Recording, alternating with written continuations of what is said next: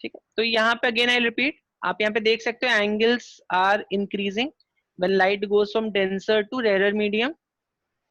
ठीक है, तो वो वाला पर्टिकुलर एंगल जहां पर आपका angle of refraction becomes 90 degree, तो उस एंगल को हम क्रिटिकल एंगल बोलते हैं। बस सिंपल है समझना। करेक्ट, और मैंने आपको बताया क्रिटिकल मतलब समथिंग जो बाउंड्री कंडीशंस रहते हैं उनको हम क्रिटिकल बोल सकते हैं। तो यहाँ पर देखो light is just on the boundary, you can decide light कहाँ पर है। करेक्ट, तो एंगल ऑफ इंसिडेंस बढ़ाओगे तो एंगल ऑफ रिफ्रैक्शन बढ़ेगा, एक पर्टिकुलर एंगल पर you will get angle of refraction as 90, and this is what is about critical angle. So let's see a mathematical इसका एक mathematical equation देखते हैं using Snell's law. We have seen Snell's law. क्या था Snell's law? अगर मान लो इसका refractive index mu है, ये एयर है सपोज, तो एयर का तो 1 होता है। करेक्ट, तो अगर तो क्रिटिकल एंगल को we can represent with i, और यहाँ पे सी बना दो, so this way you can represent a critical angle. तो अभी देखो यहाँ पे, हाँ बोलो। हर मीडियम के लिए डिफरेंट ही होगा ना? हाँ, हर मीडियम के लिए डिफरेंट रहता है critical angle, for every medium critical angle is different. Okay okay, so यहाँ पर अब देखो, अगर यहाँ पर लेट्स मेक एन इसका एक मैथमेटिकल कंडीशन देखते हैं क्रिटिकल एंगल का। तो mu into sine of i c equals to, ये तो 1 हो गया, इंटू साइन ऑफ 90 डिग्रीज। ठीक है, mu into sine of i c equals to 1 into sine of 90। ये कहाँ से आ रहे हैं? स्नेल्स लॉ से आ रहे हैं वाला कंडीशन, याद होगा ना आपको, मैंने बताया था आपको। अगर ठीक है, अगर मान लो ये आई है, ये आर है, ये म्यू 1 है, ये म्यू 2 है। हाँ, स्नेल्स लॉ ही तो है ये, mu 1 sine i equals to mu 2 sine r. तो sine i by sine r, okay okay, ठीक है ओके। तो साइन 90 का वैल्यू कितना होता है मालूम है किसी को? देखो आपके कैलकुलेटर में, अगर आप लिए हुए हो तो, मैंने बोला था for today's lecture bring calculator और ट्रिग्नोमेट्रिक टेबल। ओके, तो साइन 90 का वैल्यू 1 होता है। करेक्ट, कॉस 90 का वैल्यू 0 होता है, दिस विल बी 1। तो साइन ऑफ आईसी कितना हो जाएगा? 1 अपॉन म्यू। ये किसका म्यू है? This is mu of this medium, ये मीडियम का रिफ्रैक्टिव इंडेक्स है। तो समझ में है सबको ये? तो हम इसको ऐसे लिख सकते हैं, critical angle is sine inverse of, ये टर्म सुना है क्या आपने? पहले साइन इनवर्स क्या होता है? Have you heard this term sine inverse? No sir. तो साइन इनवर्स को समझना बहुत ही सिंपल है। जैसे फॉर एग्जांपल अभी मुझे मालूम है साइन 30, साइन 30 का वैल्यू कितना होता है? Let me see who is able to tell me in degrees. Sine 30 degrees कितना होगा? 1/2। एनीवन? 1/2। 1/2। तो साइन इनवर्स का मतलब क्या होता है? बेसिकली ये एक एंगल होता है साइन इनवर्स।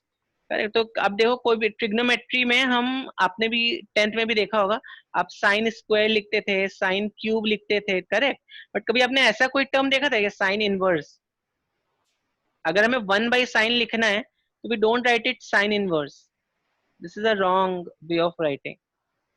ठीक है, तो साइन इनवर्स का मतलब देखो क्या होता है। तो basically sine 30 is half, but अगर हमें वैल्यू पता है और हमें एंगल निकालना है, समझ रहे हो आप? We have to go the other way round. अगर हमें वैल्यूज पता है और उस वैल्यू पर हमें उस वो एंगल फाइंड आउट करना है, तो उसको हम कैसे लिखते हैं? Sine inverse of half. तो मैंने ऐसे लिखा, sine inverse of half is basically 30 degrees. समझ में आई है? तो यहाँ पे क्रिटिकल एंगल बनने का कंडीशन क्या है? Light should go from denser to rare medium. Please write it down if you haven't written this. ठीक है, तो अब देखो यहाँ पे let's see what is total internal reflection का कंसेप्ट देखते हैं। अभी देखो मैंने आपको क्रिटिकल एंगल बताया, तो क्रिटिकल एंगल कब बनेगा? जब light goes from denser to rare medium और एक पर्टिकुलर एंगल पर एंगल ऑफ रिफ्रैक्शन जो वो 90 डिग्री हो जाता है। ठीक है, करेक्ट। बट व्हाट, अगर सपोज मैंने अभी ये जो एंगल है मेरा, ये वाला आप यहाँ पर देख सकते हो, ये वाला एंगल जो है this is greater than critical angle. अगर आई मेरा क्रिटिकल एंगल से भी बड़ा है तब क्या होगा, then what condition will be formed. तो यहाँ पर जो कंडीशन हमें मिलता है उसको बोलते हैं total internal reflection. Now how this total internal reflection is different from how this total internal reflection is different from जो हमारा रिफ्लेक्शन रहता है उससे। तो अब यहाँ पर अगर आप देखोगे यहाँ पे देयर सम लाइट, तो यहाँ पर क्या होता है, यहाँ पर सम लाइट इज रिफ्लेक्टेड, ठीक है, यहाँ पर some light is reflected and some light is refracted. तो यहाँ पे क्या हो रहा है, सम लाइट इज, ये बहुत ही कम रहता है एक्चुअली, ठीक है, बहुत ही कम रहता है, मे बी सम 5 to 10% समझ लो, and 90% of light is refracted. Now what is proof for this reflection. आप देखो, आप कभी भी कोई विंडो कार की विंडो या कुछ ऐसा उसमें कभी देखना, तो उसमें आपको आपका शैडो भी दिखाई देगा और उसमें आपको बाहर क्या चल रहा है वो भी दिखाई देगा। Have you observed such kind of thing, when you look outside a window, तो उसमें कभी कभी आपको देखो हल्का सा रिफ्लेक्शन, आपको खुद का शैडो वैडो कुछ देख सकते हो आप, और बाहर क्या चल रहा है वो भी दिखता है आपको, ठीक है। तो जो आपको शैडो खुद का आपको जो इमेज दिख रहा है वो क्यों दिख रहा है, because some light is reflected, और बाहर के क्यों दिख रहा है, because some light is refracted. तो definitely most of the light is refracted and some of the light is reflected, ठीक है। बट यहाँ पे जब when we speak about total internal reflection, this is 100% reflection. यहाँ पे कुछ भी लाइट बाहर नहीं जाए, दिस इज 100% रिफ्लेक्शन, ठीक है। फिजिक्स में 100% फिनोमिना बहुत कम होते हैं, but this with guarantee we can say this is 100% reflection, Sir, ठीक है। यस, so this तो अभी basically we are calculating critical angle for glass. तो ग्लास का रिफ्रैक्टिव इंडेक्स इज 1.5। तो again let's use Snell's law here, 1.5 into sine of IC। Basically remember this equation, अगर ये mu है, म्यू इंटू साइन आई, और या म्यू 1 ले लो, ये mu two into sine r, तो दोनों इक्वल होंगे, mu 1 into sine i, mu 2 into sine r, they are going to be equal. तो 1.5 ये कितना है, 1.5 है, ये कितना है 1, ठीक है। तो 1.5 into sine i c equals 1 into sine of 90, ठीक है। हाँ, नचिकेत का भी आ गया, good, Nachiket answered after long time, ठीक है। तो 1.5 into sine of i c equals to 1।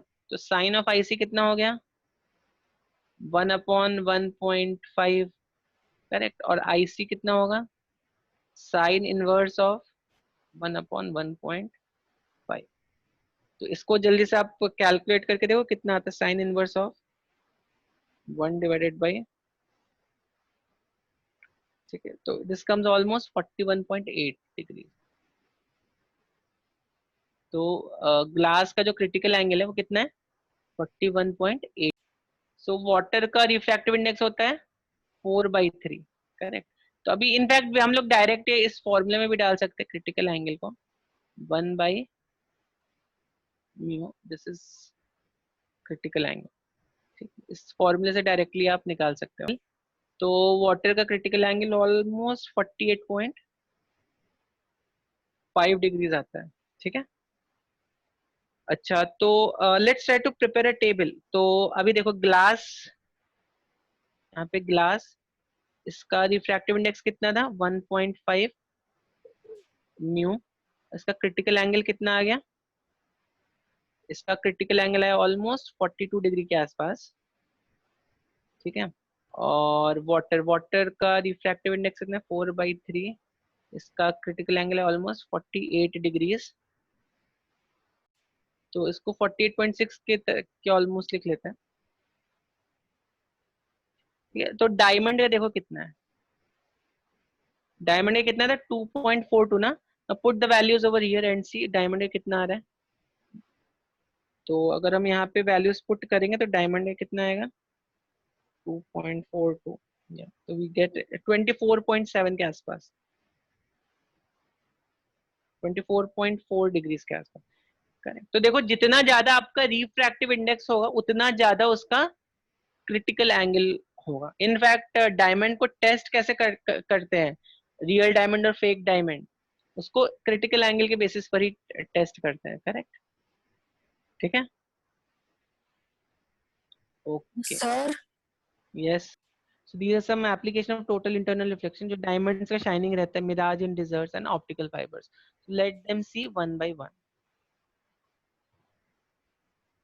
यहाँ पे देखो डायमंड शाइन क्यों करता है सबसे ज्यादा, you know why diamond shine, diamond shine क्यों करता है, क्योंकि उसका लाइट उसमें बहुत देर तक ट्रैप्ड हाँ रहती है। क्रिटिकल एंगल का बहुत कम है। करेक्ट। तो क्या होगा, क्रिटिकल एंगल अगर कम है तो, क्रिटिकल एंगल कम है तो व्हाट विल हैपन, लाइट उसके अंदर ट्रैप हो जाएगी, तो लाइट बहुत देर तक उसके अंदर रहेगी। करेक्ट। तो डायमंड जो है that's it shines a lot. In fact अगर देखो डायमंड को जितना जितना ज्यादा कट करोगे उतना ज्यादा उसका शाइनिंग और उतना ज्यादा उसका प्राइसिंग बढ़ जाता है फिर। ठीक है। सर क्रिटिकल एंगल कम होने से उसमें लाइट देर तक कैसे रहता है वो? कम है ना क्रिटिकल एंगल, तो लाइट डेफिनेटली ज्यादा देर तक रहेगा, तो रिफ्लेक्ट होता रहेगा लाइट हर एक एज से उसकी। ठीक हाँ है। Correct correct. ओके। अब यहाँ पर देखो मिराज यहाँ पर दिख रहा होगा आपको, तो सी क्या है यहाँ पे, ये हॉट एयर है और ये कूल एयर है, तो कहाँ का रिफ्रैक्टिव इंडेक्स,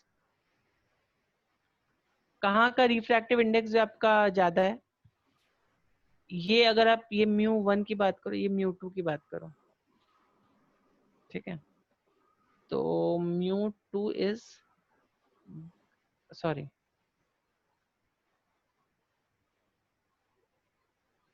सो μ2 जो रहता है इज लेस देन μ1। करेक्ट ना, करेक्ट। कोल एयर कैसा रहेगा, cool air will be like मैंने उल्टा लिख दिया क्या, एक second, I think I written it opposite.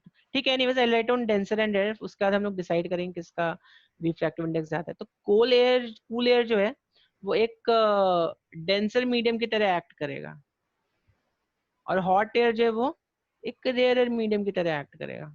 ठीक है। अब सोचो तो डेफिनेटली हाँ, तो आई can say μ1 is greater than μ2, this we can say. ठीक है। तो अब आप सोचो क्यों तो पहली चीज तो एक चीज क्लैरिफाई कर देता हूँ यहाँ पे, बिकॉज एयर इज हॉट, ये उसका एक्चुअल डेंसिटी भी कम रहेगा and it becomes kind of a rare medium. Cool air का एक्चुअल डेंसिटी थोड़ा ज्यादा रहता है, so it becomes like denser medium. हाँ बोलिए बोलिए।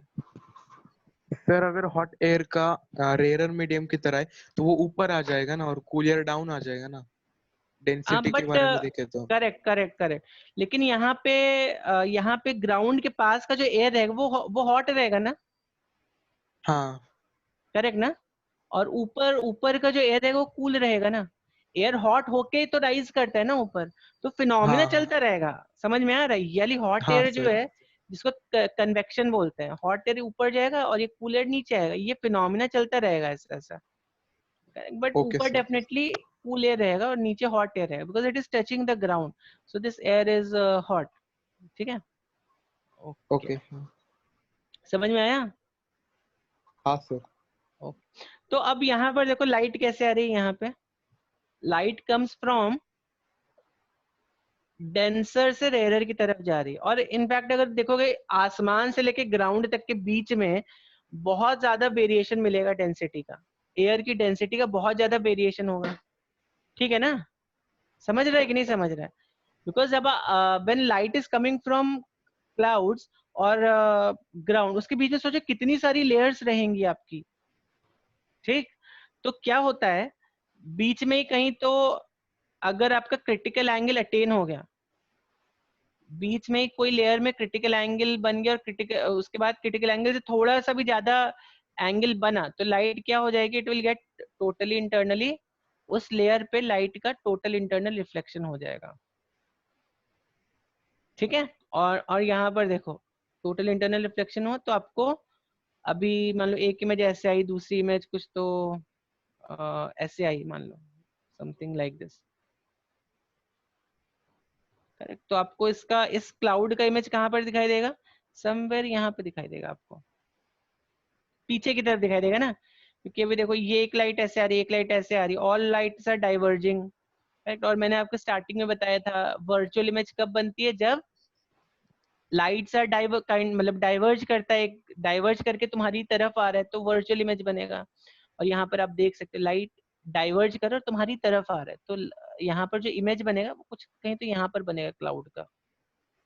तो आपको ऐसा फीलिंग आएगा, because cloud is blue in colour, तो आपको ऐसा फीलिंग आएगा कि वहां पर कोई तो वाटर का सोर्स है, ऐसा कुछ तो इस तरह का आपको फीलिंग आता है।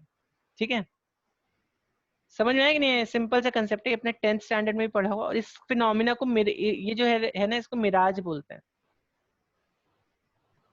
सर यस, सर जितना मतलब जितना कम होता है रिफ्रैक्टिव इंडेक्स उतना ज्यादा क्रिटिकल एंगल होता है ना। फिर एयर का रिफ्रैक्टिव इंडेक्स वैसे तो कम है, तो फिर उसका क्रिटिकल एंगल बहुत ज्यादा होना चाहिए ना, तो फिर वो इतना इजीली अटेन कैसे हो रहा है? एयर का देखो क्रिटिकल एंगल, एक चीज तो हमें मालूम है, क्रिटिकल एंगल कब बनता है? जब लाइट कोल से हॉट एयर में जाती है, करेक्ट, या लाइट जब डेंसर से रेयर मीडियम की तरफ जाती है, करेक्ट ना, तभी बनता है ना क्रिटिकल एंगल। तो कहीं ना कहीं ऐसा पॉसिबिलिटी है कि समवेयर आसमान से लेके ग्राउंड तक में जितनी भी लेयर्स है, किसी एक लेयर में, ठीक है, अगर मान मान लो तुम्हारा क्रिटिकल एंगल से ज्यादा एंगल बन गया तो क्या होगा? टोटल इंटरनल रिफ्लेक्शन हो जाएगा। हियर वी नॉट, यहाँ पे मैं वैल्यूज की बात नहीं कर रहा हूँ, I am just taking a general case. समझ रहे हो आप? Yes sir. Here I'm not talking about values, try to understand. Here I'm just taking a generalized case कि बीच में भाई कहीं तो उसका total internal reflection हो गया। अब वो values आप निकाल सकते हो, we are given with refractive indices of the medium, correct? But वो इतना आसान नहीं वो निकालना refractive indices of the medium। ठीक है, समझ में आया कि नहीं आई है? Yes sir. ओके, तो आगे बढ़ते हैं फिर। और फिर एक लास्ट एप्लीकेशन है इसका, ऑप्टिकल फाइबर, जैसे मैंने आपको बताया था। तो ऑप्टिकल फाइबर अब तो इतना नहीं यूज होता है, बट पहले बहुत यूज होता था। इनफैक्ट अभी भी यूज होता है, कुछ कुछ जगहों पे ऑप्टिकल फाइबर का यूज होता ही है। तो ऑप्टिकल फाइबर आपको इनफैक्ट बोर्ड की बुक में भी अच्छे से उन्होंने दिया हुआ है। ठीक है, तो बेसिकली यहाँ पर देखो एक कोर दिख रहा होगा, एक क्लैडिंग दिख रहा होगा। ठीक है, कोर एंड क्लैडिंग। तो अब होता क्या है, अगर हमें कोई सिग्नल ट्रांसमिट करना है, if I want to transmit a signal, और वो सिग्नल जो है मुझे दूर मतलब बहुत दूरी, एट अ डिस्टेंट प्लेस मुझे वो सिग्नल ट्रांसमिट करना है। तो अभी अगर मान लो मैंने लाइट को रिफ्रैक्ट करा के भेजा, रिफ्लेक्ट करा के भेजा, तो रिफ्लेक्शन में तो एनर्जी लॉस हो जाएगा, करेक्ट, क्योंकि आधी लाइट रिफ्रैक्ट होगी, आधी लाइट रिफ्लेक्ट होगी। और जैसा कुछ लोग बोले थे एब्जॉर्प्शन भी हो सकता है वहां पे। ठीक है, तो लाइट में ये सब लॉसेस होंगे। हाँ, यस टेल मी। रिफ्लेक्शन में कैसे एनर्जी लूज होगा? एब्जॉर्प्शन तो हो सकता है ना लाइट का। नॉर्मली अगर आप देखो तो जो आप मिरर में देखते हो वहां पे थोड़ा बहुत तो एब्जॉर्प्शन भी होता है ना लाइट का। ठीक है, और ऑप्टिकल फाइबर ही क्यों लेते हैं, मैं I come to this point also. देखो ऑप्टिकल फाइबर को आप बेंड वेंड कर सकते हो। अगर आपने सोचो मिरर, अगर मान लो आपको मान लो मुंबई से कोल्हापुर तक एक सिग्नल भेजना है, तो अब आपने अगर बीच में मुंबई से कोल्हापुर मिरर अगर लगा, that's a very expensive thing ना। समझ रहे हो कि नहीं समझ रहे हो? और उसको दूसरी चीज है, उसको बेंड नहीं कर सकते हो, मिरर थोड़ा फ्रेजाइल रहता है। तो ये सब फैक्टर्स रहेंगे उस केस में। And optical fibre is easily bendable kind of a wire device, उसको इजिली बेंड कर सकते हो आप। तो यहाँ पर आप देखो एक कोर है, एक क्लैडिंग है। You can see here this is core and this is cladding, this is core and this is cladding. तो कोर क्या है? कोर आपका अंदर वाला पार्ट है। क्लैडिंग क्या है? Cladding is kind of a covering to this core. इसको प्रोटेक्ट करता है। और ऑप्टिकल फाइबर इतना पतला होता है ना, आप उसको बेंड कर सकते हो। आप यहाँ पर देखो, ये ऑप्टिकल फाइबर है ना, this is this and this, इसको इन्होंने बेंड कर दिया है, able to bend it. Mirror के केस में आप ऐसे बेंड नहीं कर सकते, even if it's a very good mirror, उसमें 100% रिफ्लेक्शन हो भी रहा है तो भी, ठीक है, एब्जॉर्प्शन नहीं भी हो रहा है। ओके, तो अब हमें जो सिग्नल को भेजना है, ठीक है, उस सिग्नल को हम क्या करेंगे, यहाँ से we will send it here at a particular angle पर हम भेजते हैं, करेक्ट। हम उस सिग्नल को एक पर्टिकुलर एंगल पर भेजते हैं। नहीं, यहाँ पर देखो, यहाँ पे इन्होंने कुछ 2-3 लाइट रेज बनाई, एक देखो ये वाली लाइट रे बनाई है, देखो इसको इस एंगल पर अगर भेजे तो क्या हो रही है, बाहर निकल के जा रही है इससे, ठीक है। तो इसको हमें कैसे भेजना है, एक पर्टिकुलर एंगल पर भेजना है, इन सच अ वे कि ये इसका ये वाला जो एंगल है, ये एंगल क्रिटिकल एंगल से, this angle should be greater than critical angle.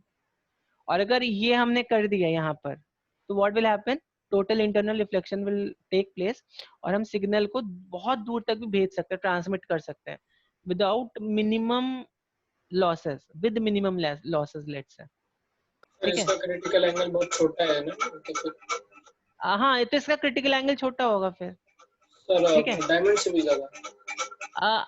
मुझे अब एग्जैक्ट वैल्यूज नहीं मालूम है, बट आई नो दिस कि इसका छोटा ही रहता है क्रिटिकल एंगल ऑप्टिकल फाइबर्स का। वो ऐसा मटेरियल लेते हैं, वो ऐसा मटेरियल ही लेते हैं कि उसमें एब्जॉर्प्शन बहुत कम हो, उसका क्रिटिकल एंगल थोड़ा कम हो, ठीक है। तो इसका देखो, ऑप्टिकल फाइबर के क्या क्या यूजेस है। आप पहले तो सिग्नल ट्रांसमिट कर सकते हो, कोई सिग्नल, इनफैक्ट अभी भी कम्युनिकेशन में ऑप्टिकल फाइबर्स यूज होता है, ठीक है। यहाँ पर देखो, आपको ऑर्गन का इंटरनल पार्ट देखना है, तो आप क्या करोगे, एक पतली सी वायर है, ये आप अपने मुंह से डाल दो अपने पेट में, but this I don't know इतना कैसा, how will you feel when you put a wire in with your mouth to your stomach, ठीक है। बट इससे आप एटलीस्ट आपके ऑर्गन्स को व्यू तो कर ही सकते हो आप, ठीक है। या जो अपने बॉडी के नेचुरल होल्स हैं, वहां से आप इन वायर्स को डाल के you can view those internal parts of your body, ठीक है। तो यहाँ से बेसिकली लाइट छोड़ते होंगे वो, और ये लाइट जो है यहाँ से वापस आती होगी, तो लाइट को फिर ये लोग यहाँ पे लाइट को प्रोसेस करते होंगे इमेज में उसका, ठीक है, उसका इमेज लेते होंगे कुछ, तो समथिंग लाइक दैट। समझ में आया टोटल इंटरनल रिफ्लेक्शन?